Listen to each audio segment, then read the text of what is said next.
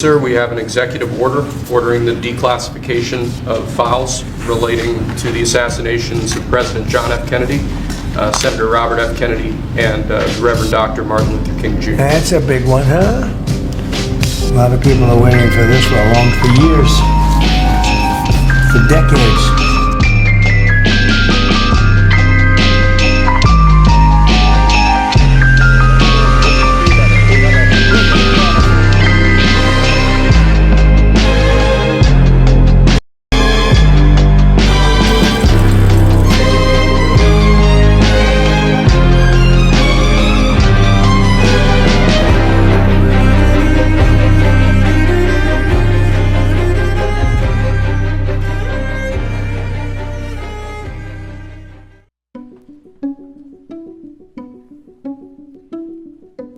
On November 22nd, 1963, Dallas, Texas, at 12:30 p.m.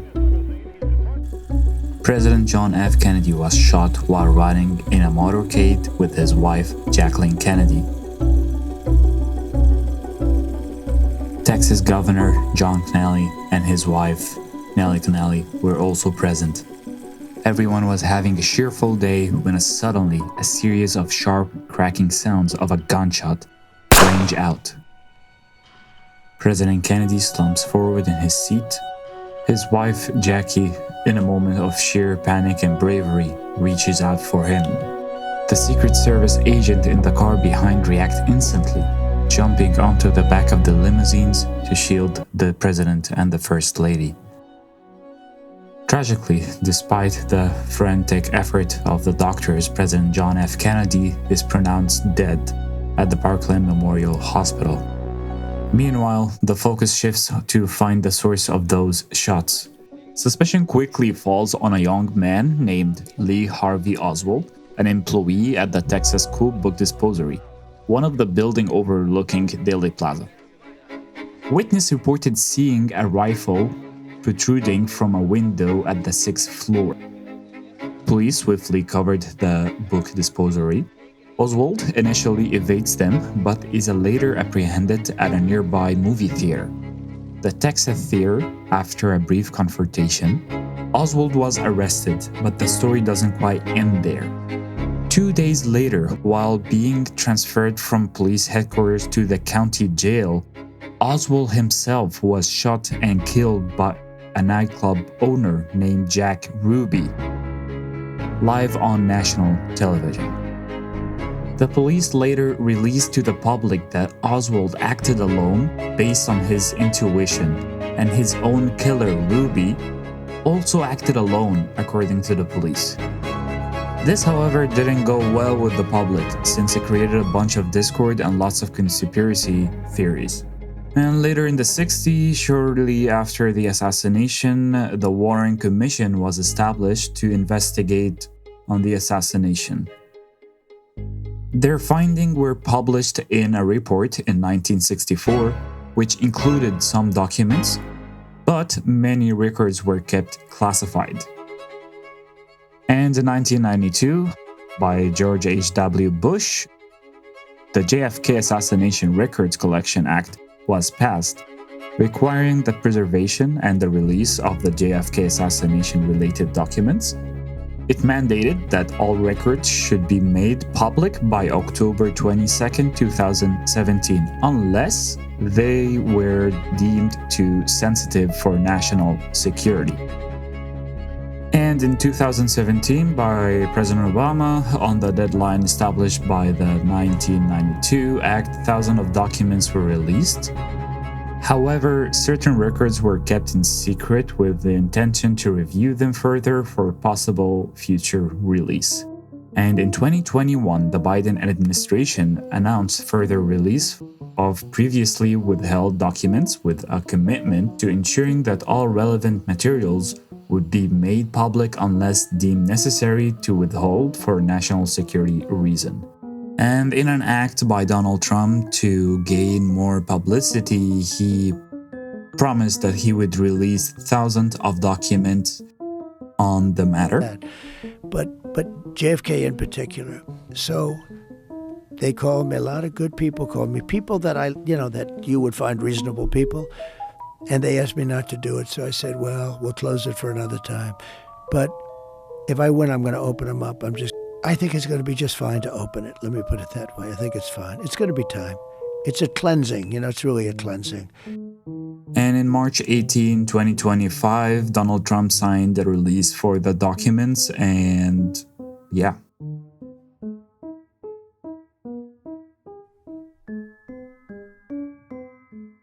But before we dig into almost 80,000 worth of papers and documents, there are a few things we need to know about Kennedy that might have led to his death.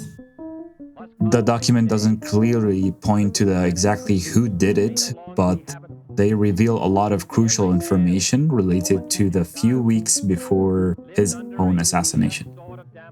In May 1963, John F. Kennedy wrote a letter strongly warning Israel against continuing to develop nuclear weapons. There had been some back and forth before that point, but the gist of it was that things started coming to head around April.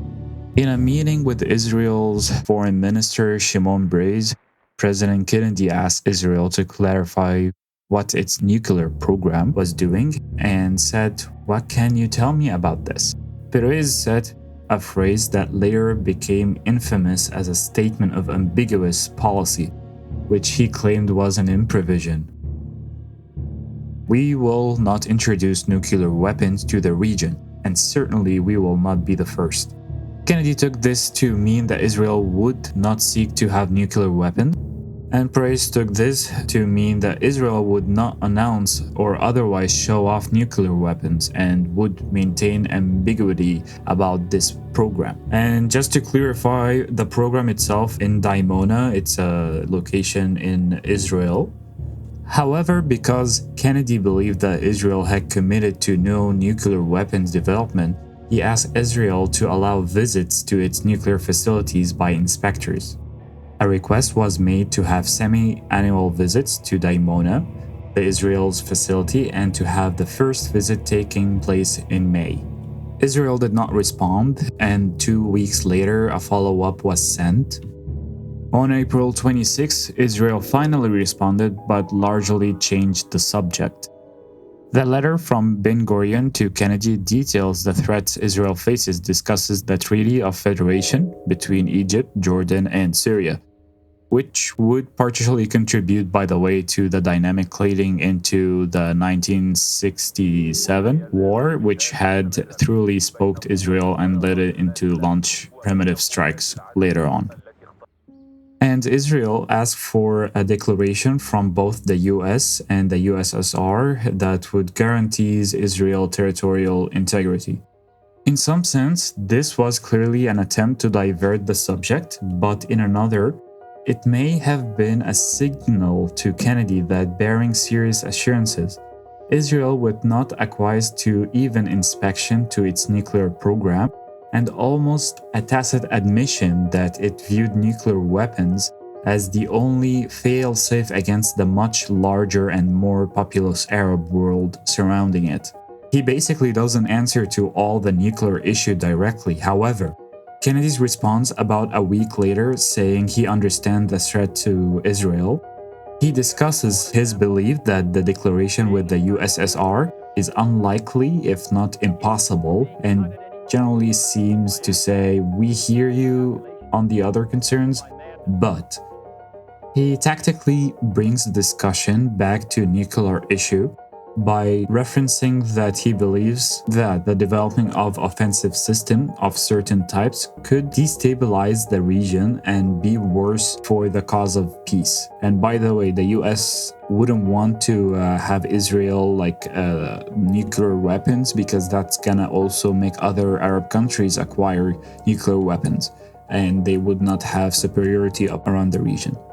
Back to the topic, however, he doesn't directly re-raise the question of inspection, at least not in those words. President Kennedy appeared to be playing the diplomatic game slowly here. He didn't want to directly press for visits himself yet. So instead, the US ambassador raised the issue again, about another week after Kennedy's letter.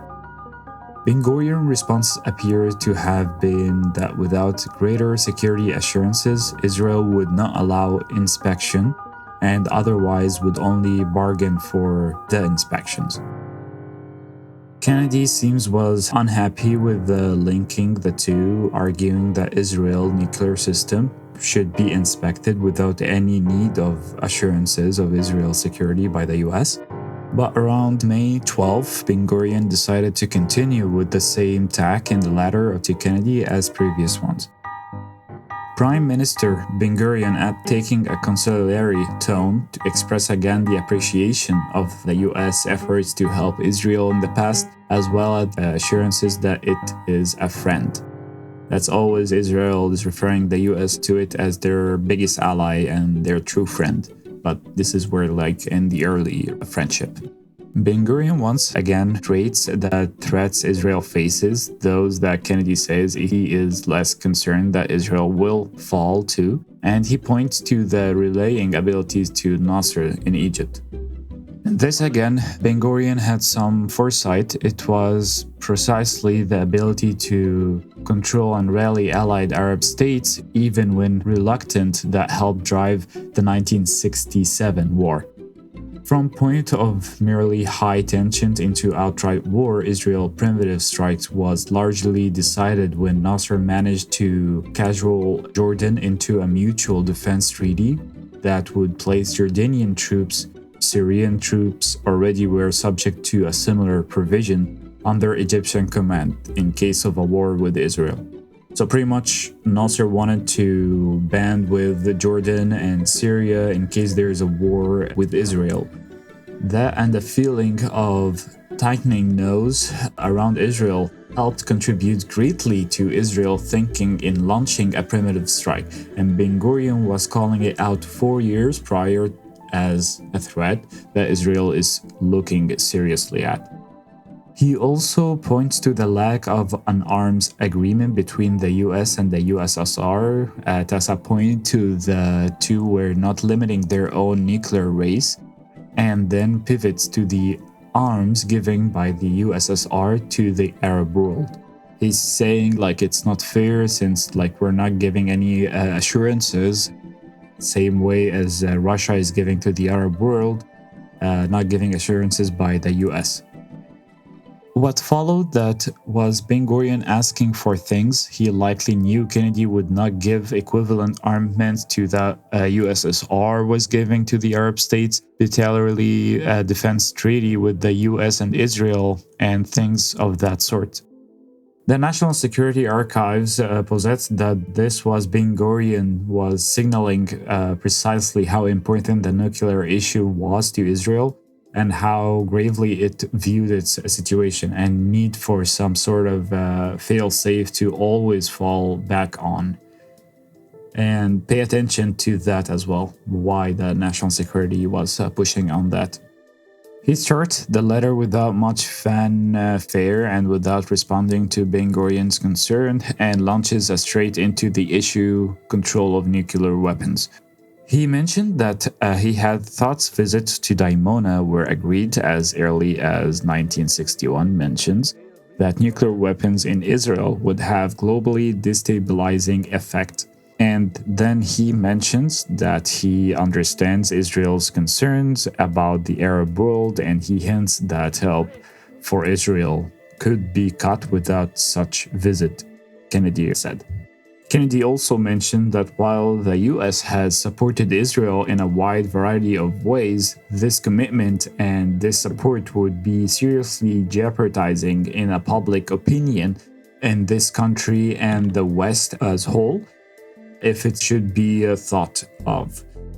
That the government couldn't verify Israel's nuclear program wasn't producing nuclear weapons. So pretty much Kennedy wanted to say that like Israel's secrecy about their current state on nuclear weapons, he couldn't verify if they have or haven't, and he wanted to make sure that they don't, and they just use their nuclear energy in a safe manner and not for weapons use. Once again, about a week later, Israel responded. This time, Ben-Gurion directly answered Kennedy's request. Since this time it had came from Kennedy directly, he could no longer dance around the subject in a letter between the two. Whereas prior, Ben-Gurion could talk to Kennedy about other issues and only talk to the US ambassador in a vaguer terms on nuclear issue directly. Now he's sending letters to Kennedy directly, and Kennedy was narrowing down the field of questioning.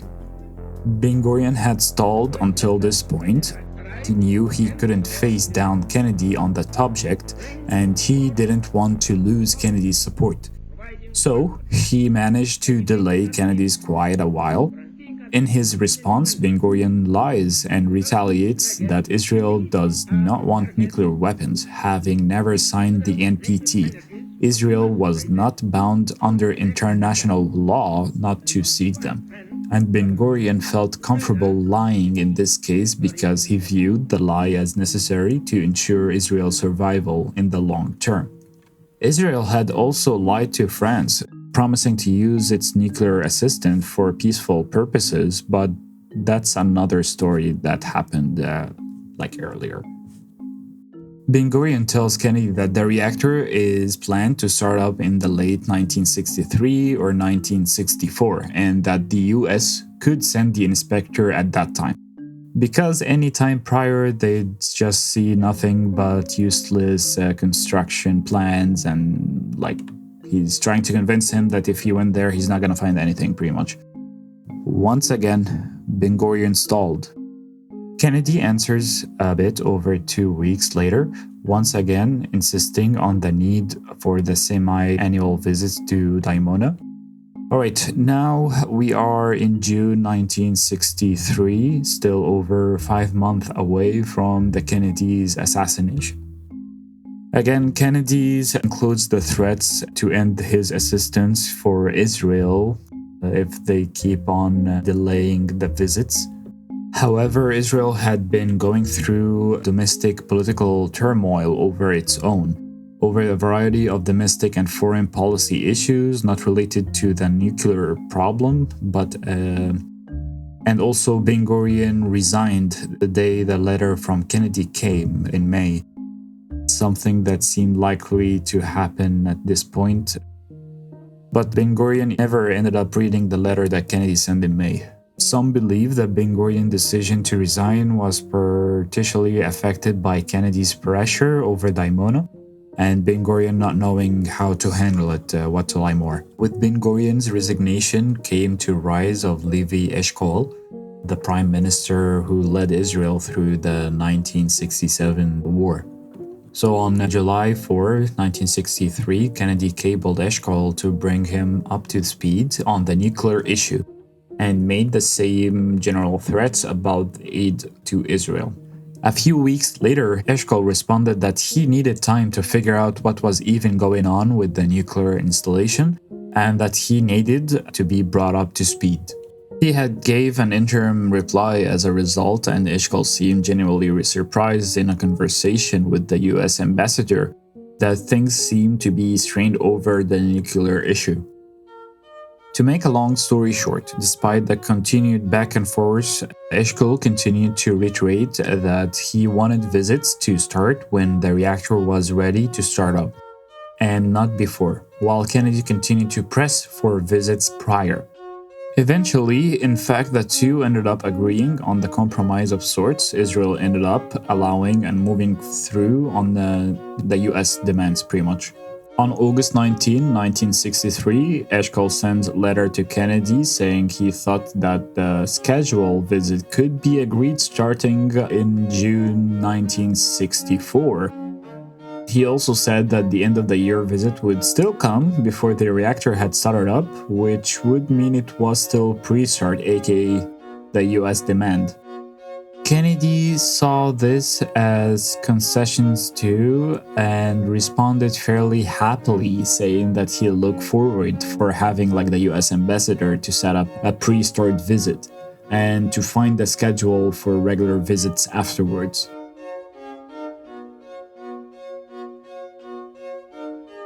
The American Zionist Committee of Public Affairs, also known as AZCPA, was founded as a lobbying division of the American Zionist Council by Isaiah Kennan in 1951, who had at earlier times worked for the Israeli Ministry of Foreign Affairs.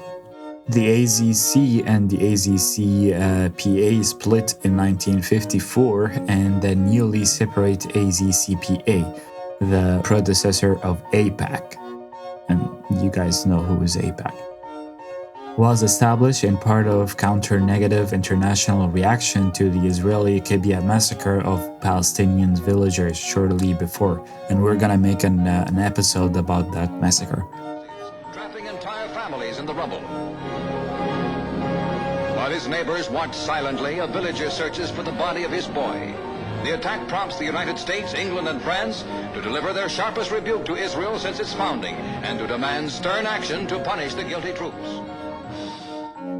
The Foreign Agent Registration Act dictates a public disclosure obligations on persons representing a foreign interest. In this case, foreign interest would be Israel interest in the US.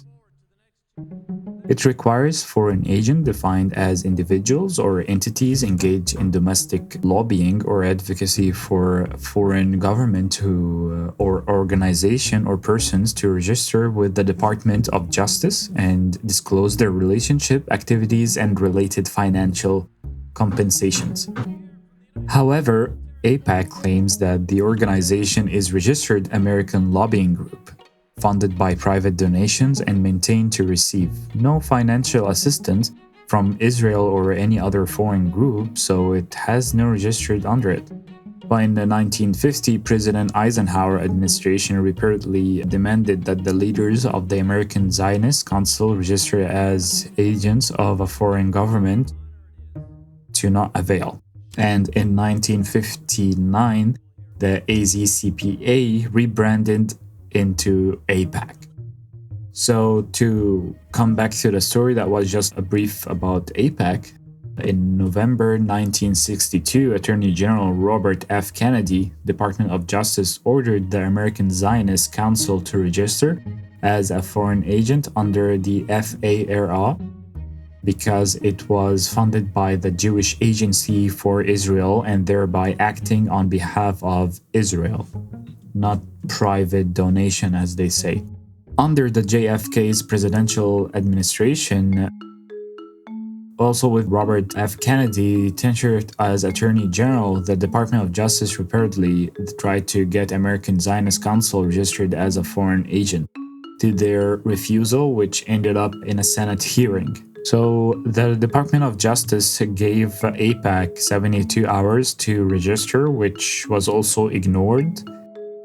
Following the JFK assassination 2 weeks later, under Lyndon B. Johnson, AIPAC separated from AZC and is giving a tax-exempt status. So now they do not need to share where they get their money from as a tax-exempt organization, even from as far as 1953. The separate of AZC is dissolved in 1966. And in 1988, former Senator William Fulbright, an ex-CIA official, Victor Marchetti, unsuccessfully petitioned the Department of Justice to register the lobby under the act.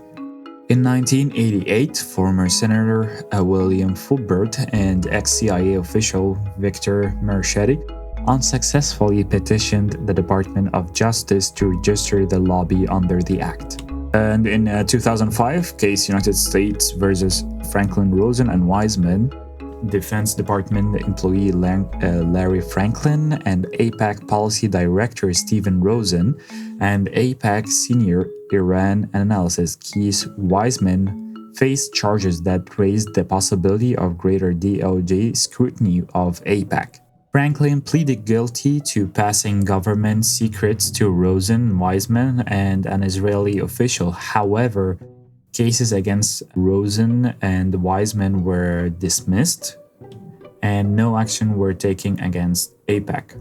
And reason number 3, the Bay of Pigs and the CIA and the FBI Russian relations in Cuba. The documents, they disclose a lot of conversation in between a lot of the people from the CIA, with the secret agents, with Russia, the USSR. So I think I'm gonna be making like multiple videos covering that. Otherwise, like each like video is gonna be over an hour. So yeah, let me know if you guys want it to be each separated video. So this video was just to bring you in on the events itself and what is exactly happened and why the JFK files is like people are treating it as an importancy. So yeah, make sure you like, subscribe, and turn on the notification bell so you receive more info about when we release. All right, see you later. Goodbye.